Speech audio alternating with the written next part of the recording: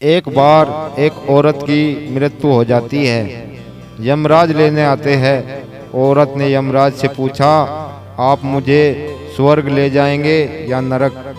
यमराज बोले, दोनों में से कहीं नहीं। तुमने इस जन्म में बहुत ही अच्छे कर्म किए हैं, इसलिए मैं तुम्हें सीधे प्रभु के धाम ले जा रहा हूँ। बुजुर्ग औरत खुश हो गई और बोली, धन्यवाद, पर मेरी आपसे एक विनती है। मैंने यहाँ धरती पर स्वर्ग नरक के बारे में बहुत सुना है, इसलिए मैं एक बार दोनों जगह को देखना चाहती हूँ। यमराज बोले, तुम्हारे कर्म अच्छे हैं, इसलिए मैं तुम्हारी इस इच्छा को पूरी करता हूँ। चलो हम स्वर्ग और नरक के रास्ते से होते हुए प्रभु के धाम चलेंगे। दोनों वहाँ से चल पड़े। सबसे पहले नरक आया। नरक में औरत ने जोर जोर से लोगों के रोने की आवाज़ सुनी। वहाँ नरक के सभी लोग दुबले पतले और बीमार दिखाई दे रहे थे।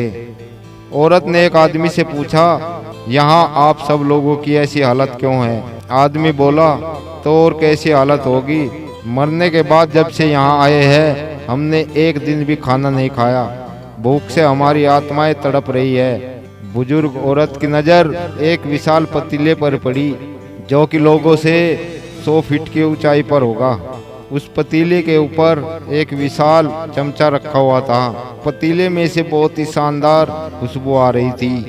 बुजुर्ग औरत ने उस आदमी से पूछा, इस पतीले में क्या है? आदमी मायूस होकर बोला, ये पतीला बहुत ही स्वादिष्ट खीर से हर समय भरा रहता है। बुजुर्ग औरत ने हैरानी से पूछा, इसमें खीर है तो आप लोग पेट भर के क्यों नहीं खाते? भूख से क्यों तड़प रहे हैं? आदमी रो रो कर बोलने लगा, ये पतीला 100 फीट की ऊंचाई पर है।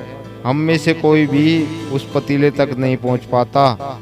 यह सुनकर उस औरत को उन पर तरस आ गया। सोचने लगी, खीर का पतीला होते हुए भी भूख से बेहाल है। शायद ईश्वर ने यही दंड दिया होगा। अब यमराज बुजुर्ग औरत से बोले, चलो हमें देर हो रही है। दोनों वहाँ से चल पड़े। कुछ दूर चलने पर स्वर्ग आया। वहाँ पर बुजुर्ग औरत को सबके हंसने की आवाज़ सुनाई दी। सब लोग बहुत खुश दिखाई दे रहे थे। उनको खुश देखकर वह औरत भी बहुत खुश हो गई। पर वहाँ स्वर्ग में भी उस औरत की नज़र वैसे ही 100 फीट ऊंचे पतीले पर पड़ी जैसा नरक में था। उसके ऊपर भी वैसे ही चमचा रखा हुआ था। वह औरत यमराज की तरफ देखने लगी। यमराज मुस्कुराकर बोले, ईश्वर ने स्वर्ग और नरक मनुष्य के हाथ में सौंप रखा है। चाहे तो अपने लिए नरक बना ले, चाहे तो अपने लिए स्वर्ग। ईश्वर ने सबको एक समान हालातों में डाला है। उसके लिए सभी एक समान हैं।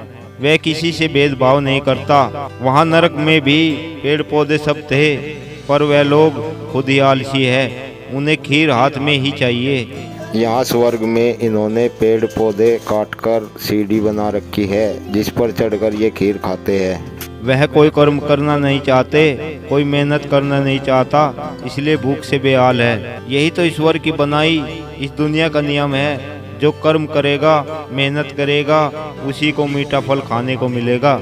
स्वर्ग के सपने छोड़ दो, नरक का डर छोड़ दो। बस आपकी वजह से किसी का दिल न दुखे, इतना सोचो, और बाकी सब कुदरत पर छोड़ दो।